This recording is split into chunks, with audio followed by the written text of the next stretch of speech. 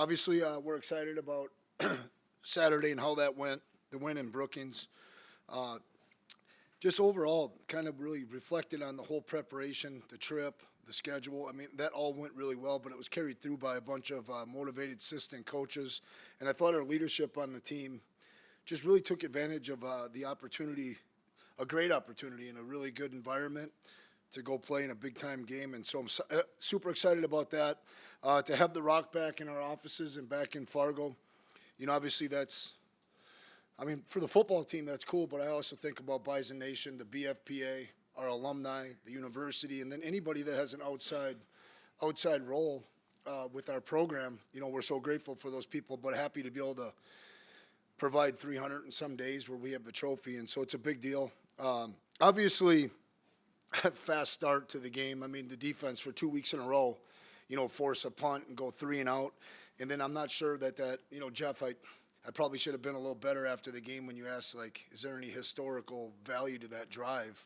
I mean, 16-play drive, I would put it up there with the drives that I've been associated with all my time in football. It was impressive. 2 conversions, 16 plays that ends in a touchdown. And so that was big time, and again, without the 3 and out, that just doesn't happen.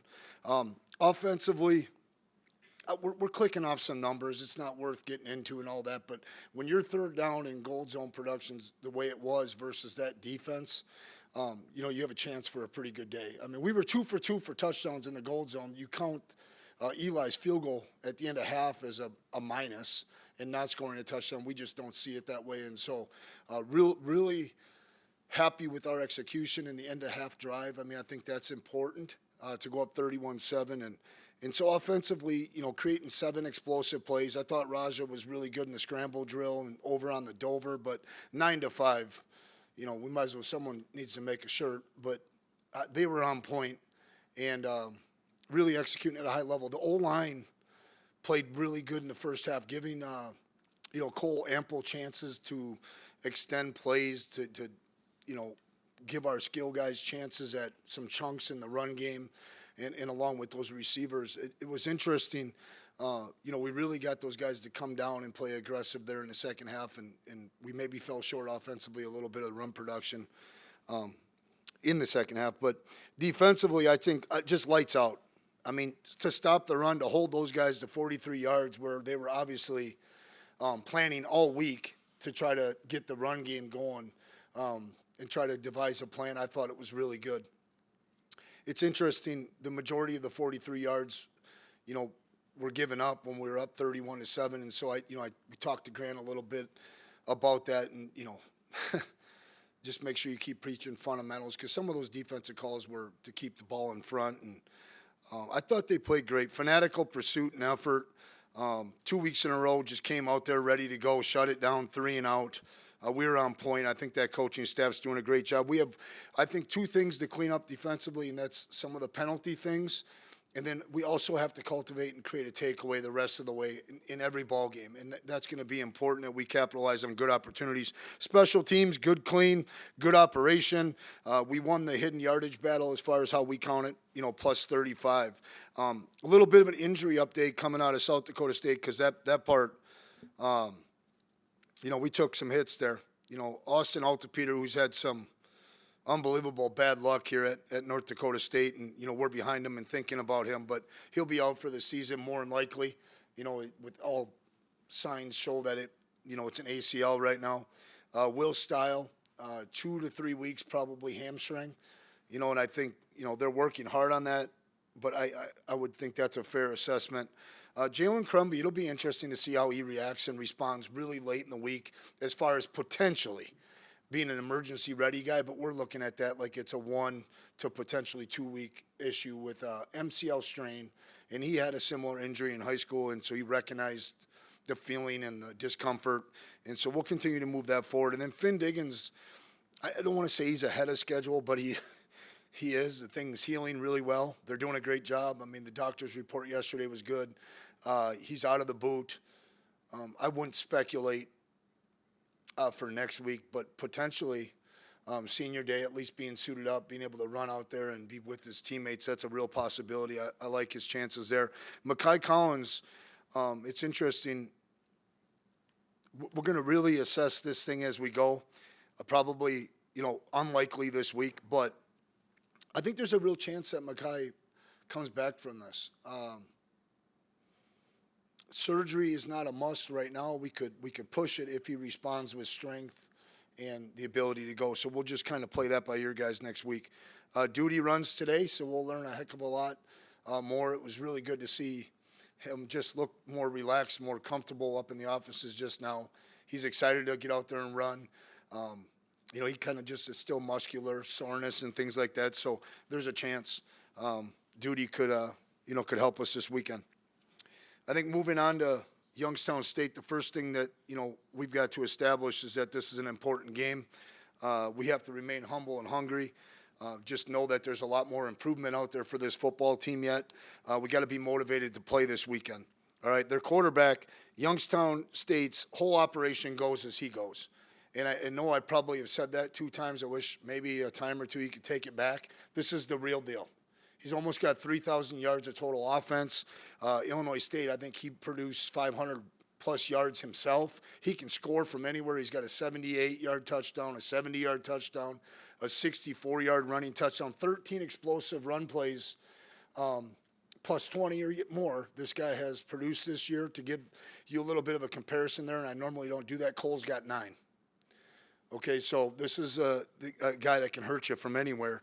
They're multiple in their approach, very complicated run schemes and formations, and then all their actions kind of marry up, and that kind of creates some of the scramble situations for them, and they call the quarterback run game for them as well. Elite receiving group that's dangerous in the run and pass game. Number 4 was a first-team all-conference performer last year. I think he's got 44 catches already. That's Tom Zach. 9 explosive plays in the pass game for him. And then number 1, Kai Williams, 32 catches for 340 yards this season as well. So, we got our hands full on defense. I'd like to think that Bison Nation's going to come out and support this team that just brought the trophy back for them and be loud and proud early in the game. And really, really get out there and support our defense. I really do think this is going to be a great challenge. And what an opportunity for our guys to go out there and play well again. Defensively, it's a 4-3 defense. Does not blitz very much. Most of their exotic stuff or, when they have some variety, it comes out of nickel. You'll see number 39 move back to safety, and then how they force the run can change, and that can give you some fits. But, they're playing good, sound defense. They're +8 in their turnover margin, and they're explosive on special teams. They've had a 100-yard kick return, and their punter last year, was a third-team All-American. I can't remember a year where we faced this many good punters, but they're capable on special teams. This is a well-coached team, very well connected to the higher levels, and I have a great deal of respect for these guys, and with that, I'll open up for questions. Coach, with the injuries that you guys have dealt with, how have they impacted meetings and stuff on the sidelines, even though they're not on the field? Like players like Dutenheffer, how's he impacted you guys in meetings? In a positive way? Yeah. I'm not in the D-line room, but he's a captain and, really did a good job. I thought, where Duty showed up on Saturday was, getting with Austin Altapeter and being there for him and getting with Crumby. It's amazing. I just so not impressed, but I just didn't know that Crumby would react the way he did. It really meant a lot to him that he couldn't get back out there. I don't know if you guys saw, but they had shut him down, and he's trying to run up and down the sideline to prove that he could do it. And so maybe, there for certain. And then I don't know the video that came out or wherever you see Duty's look in his eyes, and he's in that damn locker room, and he's there every step of the way. So we really appreciate that. As far as the other injured guys, I think they were just dealing with the fact they weren't going to go back in, and then there's a little bit of a rehab here. And our guys like football here. I think that's really important to note. Man, our guy, we went out there and knocked Monday's practice down. They really love football. The Altapeter situation, is that opportunity for Halgo? It's opportunity for a lot of guys, and they got to start seeing their keys and playing a little faster. I am on edge and nervous about our depth at linebacker right now. There's some real opportunity out there for some guys, and we better start doing it Monday, Tuesday, Wednesday, Thursday at a really high level. But on the other hand, I am excited for Peter to get some opportunities. Whether that's at Sam or Will, Grant has a plan there, as far as who would go to Will. Donovan's a versatile player. I really like where he's at. Gavin Sells coming along, and that's kind of where we're getting here, guys. Andrew Luck can do some things on there, within the defense and move around a little bit. I hope I'm not missing anybody, but we may need to look at some nickel stuff too and get one of those safeties out there, but we've got 2 safeties out as well. Where's Andrew or Alex Elliott in terms of his return? Is that a possibility for? Well, we got to Captain have a conversation yet with him too, because once you're down, and you're in that medical world, once you activate them even for practice, that medical hardship could go away. And so, I got to get with Grant today. I think they had a small discussion. Alex Elliott would be a week or 2 and primarily strength. Not the injury, that's fully recovered. He's actually out there doing some drills, things that he can do as far as conditioning, but he hasn't been cleared fully for practice. And so we have to get with him. But that would provide an outside backer, the field backer spot option.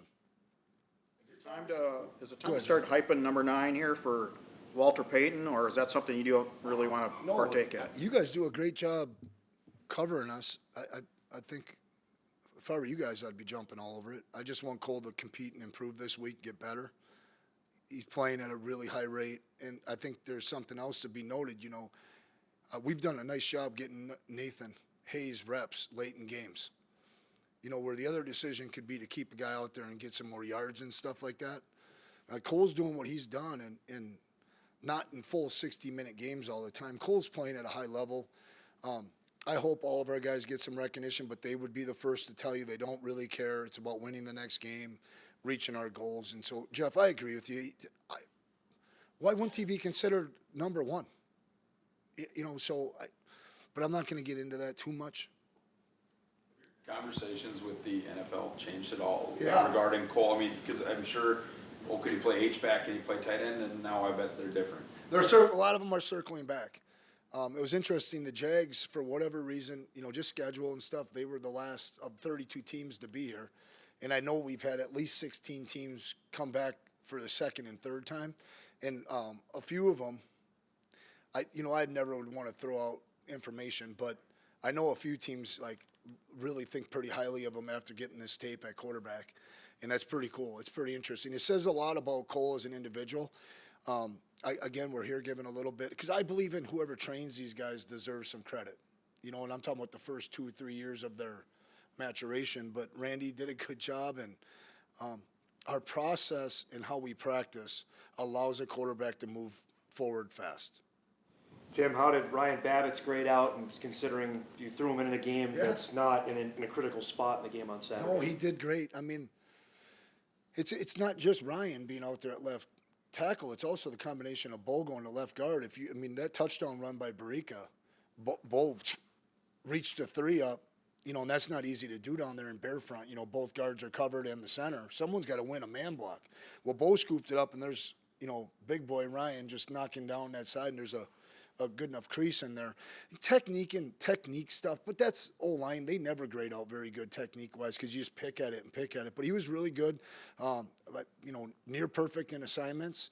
It was unfortunate. He's the guy that gets credited for the sack given up. That's just not the case. Cole's got to make a much better decision in the quick game. We cannot climb the pocket. And so I thought he played really well. It was somewhere around 28 or 27 reps.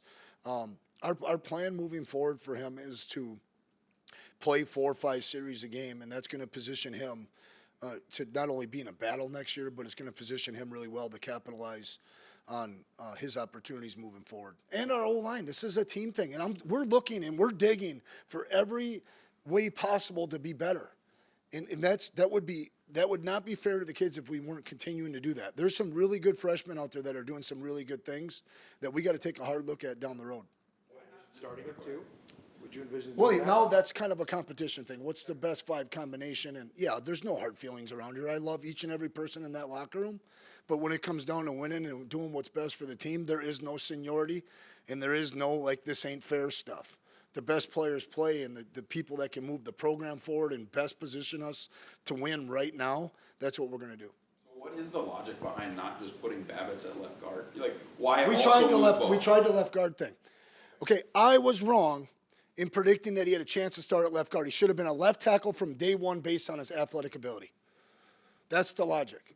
There's a lot of people inside Okay, there's the triangles are much different, right? If a tackle blocks the DN the whole game, he would grade out 90% accurate on assignment. That's the logic. And if you got an athlete, you move him out there, you get on Gilligan's Island, you say, me and you, baby, all night. Okay, inside, there's some complicated things going on. 3 guys constantly working together. Us 3 have these 3. Us 2 have these 2. Us 2 have these 3 in a dual protection. Believe it or not, tackle's easier. Not athletically. I feel like Bo did. Oh, Bo's been playing at a close to, if not somewhere in there, All-American, All-Conference level at tackle. It's about getting the best 5 out there, guys. I've been consistent with that since I've gotten here, and it doesn't matter who those 5 are. It's what provides the best opportunity to close games out in the run game. Who keeps the quarterback the most clean? What allows us to be the most efficient operation possible? That's all it is. Nate Testad's a wonderful. I want to go on record saying this. I think he's as good a prospect as we have in our building. Okay, he's a redshirt freshman. He's 285, and he's fighting like crazy. In fact, guess what? He played his best football game, and we gave him the candy bar the other day. I like a little competition. Tim, all the gambling in the news lately, is that something you talk to your players about? I just have had conversations with the administration on it a little bit. Colleen does a great job with the preseason presentation on it, the things you can and can't do. We haven't had anything pop up to my knowledge with our, security system basically on that. And I haven't touched the NFL thing at all. I think that's a little bit of a slippery slope with how many guys we all know and stuff like that. I don't know where this is headed, but I hope it stays as simple as just fantasy football would be my hope. Proposal to let players bet on pro games. Yeah. In NCAA. I know, that's what I'm saying. Yep. We're doing a good job here at NDSU. I really appreciate Clean in our compliance, educating, working with young people. Our guys, listening, do the next right thing, stay out of trouble, represent the team in a first-class manner. So I just hope it doesn't cause issues moving forward. Tim, I know you don't like to compare quarterbacks. Was this guy comparable to anybody you've coached in Brungard that you're going to see on Saturday? Jordan Lynch was the first guy that came to my mind. And actually one of my very first notes, I started with their explosive tape. Then I moved to their completion tape. Is it Tommy Malott-ish? I think they do a little bit more in the drop back pass game. Jordan Lynch, 2013 season Jordan Lynch would be the best comparison. And there's a little bit of, Jordan was stronger for sure. He was 220. There's some size comparables there. I'm not sure this guy's 5'11", 6 foot. Who cares? This guy's a ball playing fool. If I was recruiting him and I was basing off the film I'd write, the first note would be ball playing fool. We got to have this guy somewhere on the team. He would start for most of our league at safety. Good player. Is he more dangerous running or throwing? Well, running, anytime you have the combination, that's where I start to get a little bit antsy because of the out of the pocket, the scrambles. Do you have to spy? Some of the questions that Ross, asked last week, how do you do it, right? Are you going to kick a guy out there and spy him and play in the low hole? Are you going to be able to rush? That's one of the keys to the game, I think, is can we rush him but keep him also in front of us? How do you condense and squeeze him in there and get some sacks late opposed to everybody just ripping and running? The next thing you know, you create some scramble lanes. He's a good player. How much growth have you seen out of your defensive line, especially having to deal with injuries and they had a pretty good game on Saturday? Yeah, that's a good question. Well, Keenan Wilson, I thought in most cases, Keenan would have played more last year. You had the 2 Mozarts, you had some guys, right, playing. So I'm not sure that he's 100% better than he was last year, but he's just continually, he's gotten leaner, he's gotten more explosive. That's for sure. Logan Wilson 2 weeks in a row got the defensive lineman of the game. I think he's putting together some really good football, some really explosive rushes. And so Logan, he's the one that's taken the next step. But so often in our program, that's what's happened, and sometimes we undervalue it, and maybe we shouldn't, but I'm really excited for his opportunities moving forward. And then Vanderpool was just he for a redshirt freshman, and I told the team this, we got a lot of guys playing banged up. I really appreciated the fact that kid went out and practiced. Tuesday, it was hard. Wednesday, it was even harder. By Thursday, he turned the corner, and I think he played 26. He was a bison. And he was bison tough on Saturday, and I don't really care how he played. He went out there and did everything he could, so those guys could be fresh. Was it for your offense to stay on the field when you get a little thin on the defensive line? I mean, they did not run a ton of plays. Well, it's unbelievably critical. You guys kind of seen this shift in how we managed the middle of the third quarter to the beginning of the fourth. Does that make sense? You know, we even, Dan, just, hey, 4 seconds later on your call. You know, just slow it down just a little bit. And we got to be smart. You know, you don't want to go to just milk it mode. I don't necessarily agree with that. I like continuing to put pressure on people and play the full 60, but I thought the offensive coordinator, Dan Larson, did a really good job managing that and then getting to some team football. There were a few more points out there maybe for us. We wanted to be smart with the football and manage the game. Season high snap count for Reese. Is he taking the steps and then not just catching the football parts of the game that you'd like to see? I get a sense that you guys are asking, like, when is he going to be an all-conference type player or something? Like, his role is increasing, and for, I don't know, since 2006, we like to play a lot of guys and keep a lot of guys having a role, keep a lot of people contributing to the team. Reese, obviously, right? I mean, that was a tough catch. That might have been one of the harder plays. Great throw. We got to get Finn back because Finn's an important run-blocking cog, but I think Reese is starting to really carve out a role. You got to be balanced, run past when a specific player is on the field. That's important. And so if he's going to keep going the way he is with 7 explosive catches right now, we got to find ways to play him in the run game. He's doing a good job. With Brungard, are there any similarities to maybe DJ Williams, just as far as the quarterback run game from a few weeks ago? Well, I just compared him to the number 3 guy in the 2013 Heisman Trophy voting. You know what I mean? Yeah, they're similar. They're really good athletes. But Williams is a big guy. You know, this guy's explosive and fast. He outran some fast guys. You know, I mean, he basically single-handedly, right, whatever that Illinois State game ended up, I mean, he single-handedly did it. You know, I think that he's a little bit more apt to find some checkdowns underneath. That's a fair comparison. It's a good question. I like the comparison to Jordan Lynch because I love Jordan Lynch.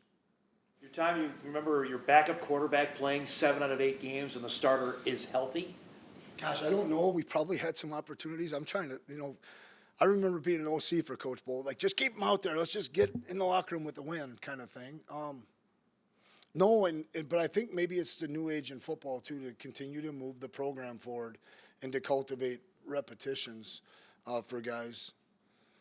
No, this team's playing well. It's important we come out and play well again this weekend and continue to provide opportunities for guys. The last month of the year, you don't leave North Dakota this whole month. Describe this stretch run of knowing you got 3 out of the last 4 here. Well, that's huge. I mean, that's big time. You'll remember November, and we're here now, guys, so we can start talking, right? Like, goal 1, you know, be the most physical team in the country. Goal 2, eliminate all distractions. Goal 3, win home field advantage. Every game now, to me, is championship level intensity as far as we're concerned, because we're trying to secure the only goal that we have as far as result based, and we want home field advantage. And I look forward to these guys playing. I think last night was as good a Monday. 40 guys hit max velocity, you know, and they're flying around pretty good. Coach, we've seen a lot of quarterbacks here in this program, you know, whether it's Cam Miller's, you know, fiery passion or, you know, what we saw from Carson and Easton. What makes Cole Payton tick? Because he doesn't talk a lot, but what makes him tick and has been so successful for you guys? I think a lot to do with, it's funny once you cultivate a legacy in a position group, how they feel the sense of tradition and they feel the sense of, hey, I have to play to this standard kind of thing. I think he really respects the standard that's been laid down in front of him. I think he really respects the people that have played before him. I think he really respects the opportunity, and he's just driven to compete and improve. And I don't think he's ever once not believed in himself. He's just trusted the process. And like at the end of the day, I mean, you're seeing some things where people are moving him up draft boards and all that. But the fact that he doesn't care about that at this minute is what makes him really impressive, is how I would describe it. We can talk about Cole a little bit more a few weeks down the line. I got some numbers and things.